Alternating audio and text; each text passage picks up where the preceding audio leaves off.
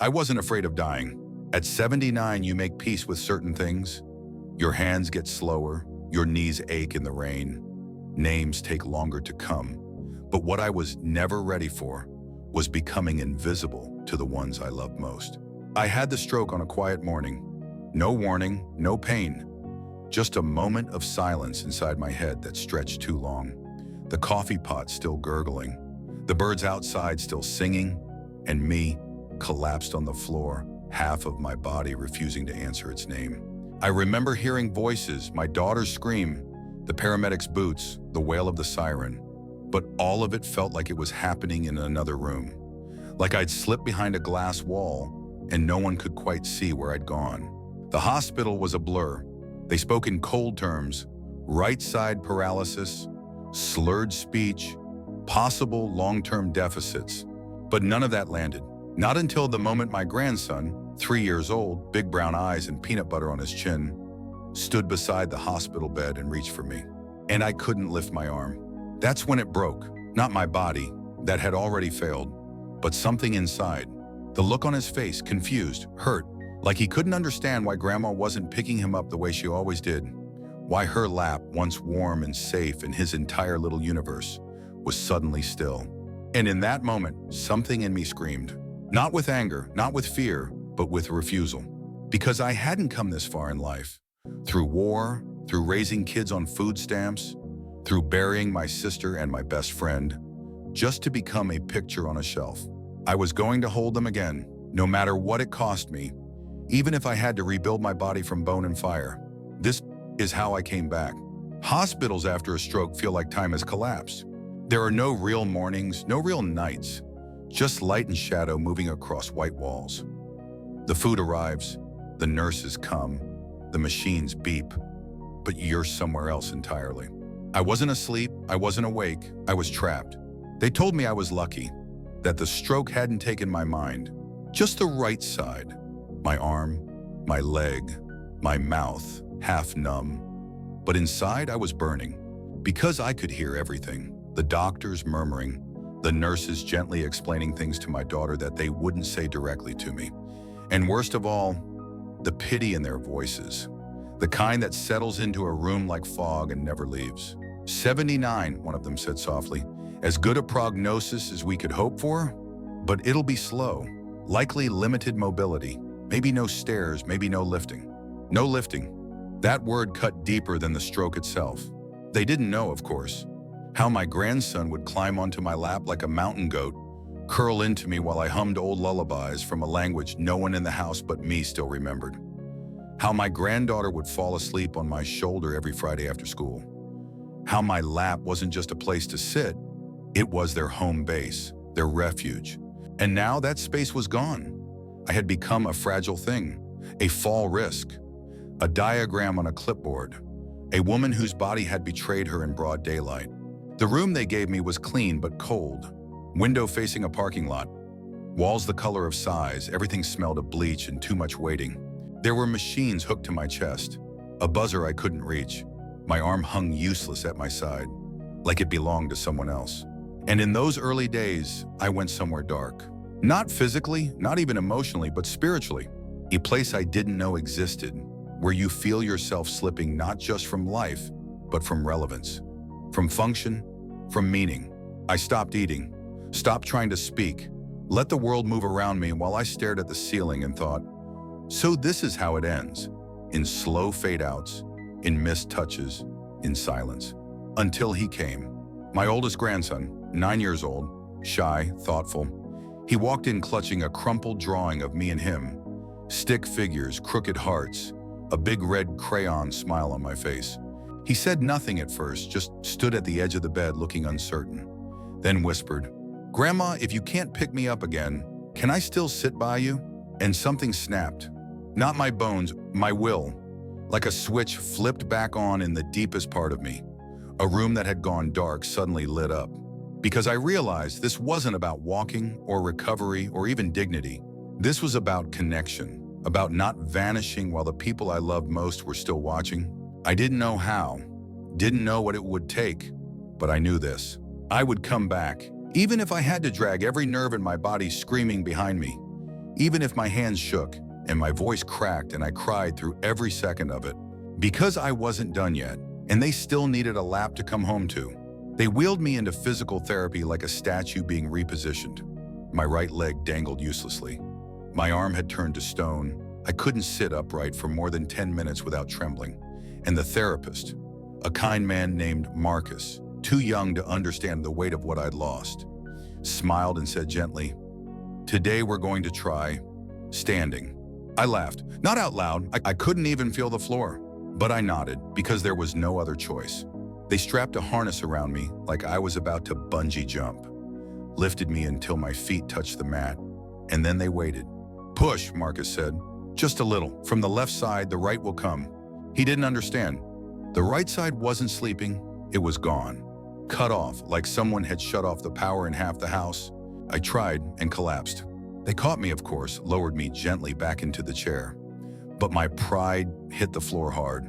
I cried that day, ugly, heaving sobs that made my throat seize and my heart ache. Not from pain, from helplessness.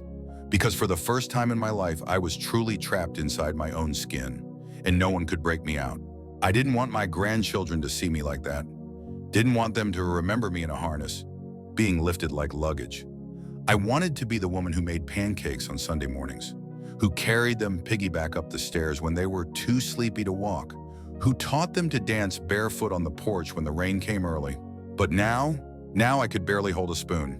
That night, alone in my room, I stared at the ceiling and whispered, "God, if you won't give me back my body, at least don't let them forget my heart." The next day, I asked for more time in the therapy room, not out of hope, but out of defiance. Because if I was going to lose this fight, I was going down swinging. The sessions were brutal.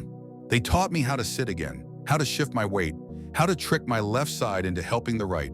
Every small movement was a negotiation. Every win, a war. There were days I wanted to quit. One afternoon, I dropped a plastic cup of water on the floor, couldn't lift it with my hand. It spilled across the tile like a slow, spreading shame. I sat in it for 20 minutes, sobbing silently. Because that's the kind of thing no one warns you about. Not the pain, the humiliation. But then, something happened.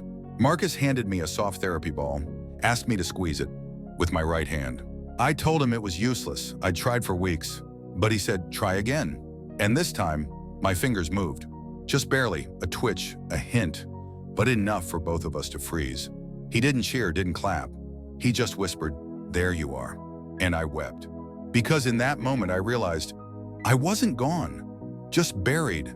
And love, real, burning, stubborn love, had begun to dig me out. The movement came back slowly, like light creeping across a room at dawn, hesitant, faint, but steady. At first, it was just fingers, then a twitch in the forearm, a flicker in the ankle, each one a whisper from my body saying, "I'm still here." Marcus noticed before I did.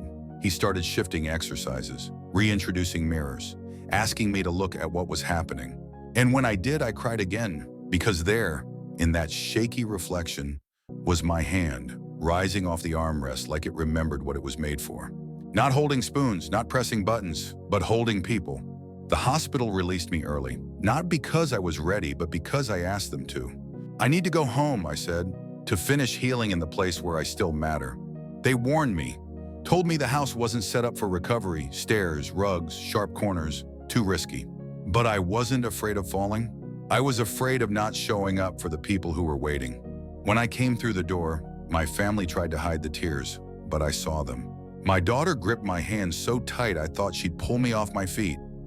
My son hugged me like I was made of glass. And then they appeared, my grandchildren, two little lights in the hallway. At first they hesitated, stood there, unsure. They had seen me in the hospital, in the chair, in the silence. They didn't know what to expect now. So I did what I'd promised myself in that cold hospital bed. I reached.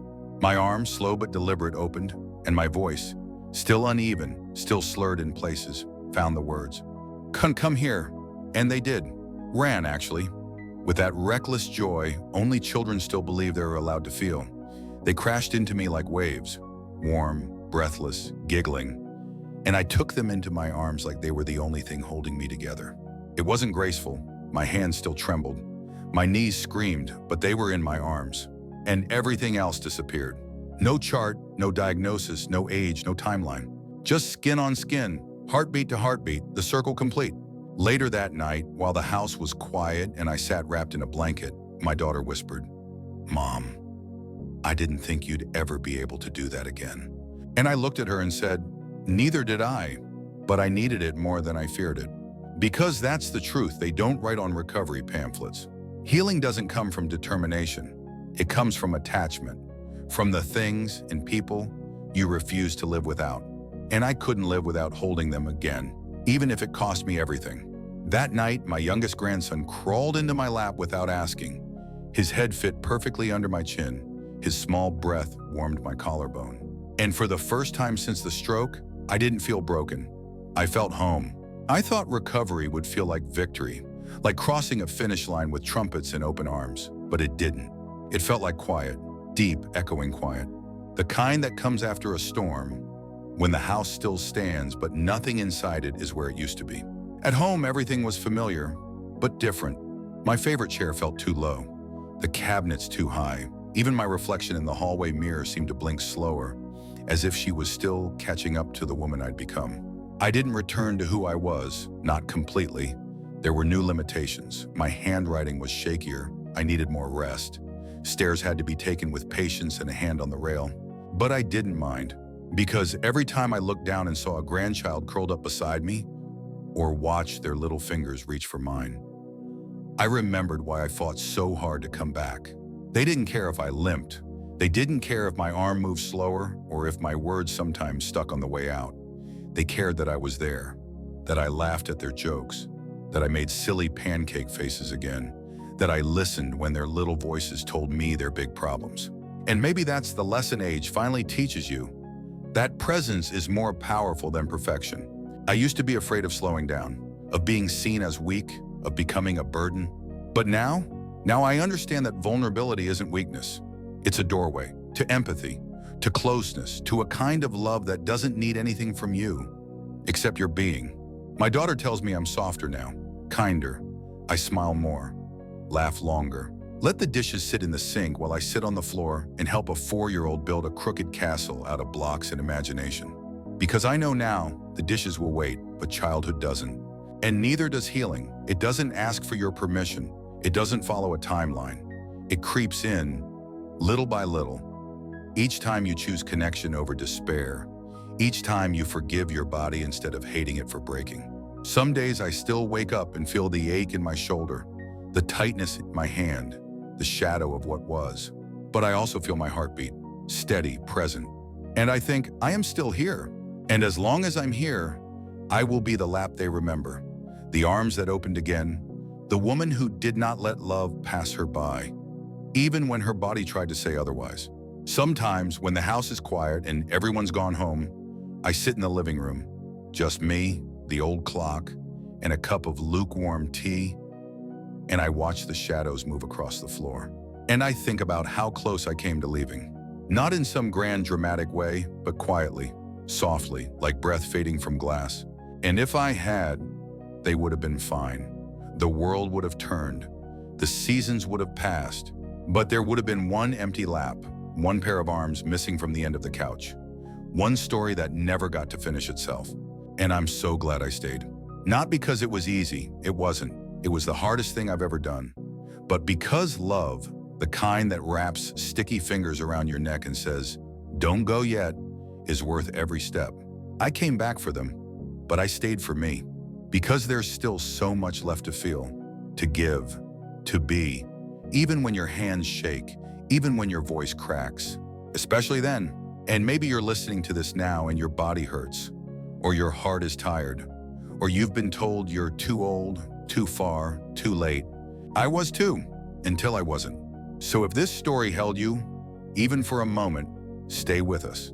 This place is for you, for the quiet fighters, for the ones rebuilding in silence, for the ones who love too deeply to disappear.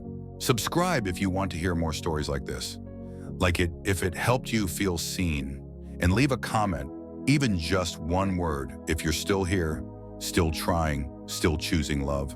And if you missed the last story about the man who learned to walk again at 74 just to stand beside his bride, you need to hear that one too. Because healing isn't just about survival. Sometimes it's about becoming someone new, just so the people you love can recognize you when you finally come back.